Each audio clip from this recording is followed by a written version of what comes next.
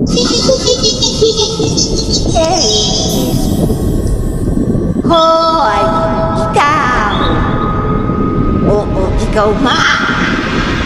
Bakit hindi ka sumusunod kapag inuutusan ng mama mo o papa mo? O kaya naman, mga ate at kuya mo? Alam mo ba na bad yun? Dapat sumusunod ka sa matatanda. O kaya naman lalo na sa iyong mama at papa. Dapat nakikinig ka dahil masama yun. Hindi sumusunod.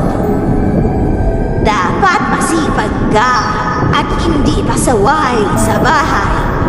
Kaya ikaw, kung hindi mo pa rin pakikinggan, o kung hindi ka pa rin susunod kapag utusan ka, ay pupuntahan kita diyan sa bahay mo ngayon at maglalaro tayong dalawa. Kaya babantayan kita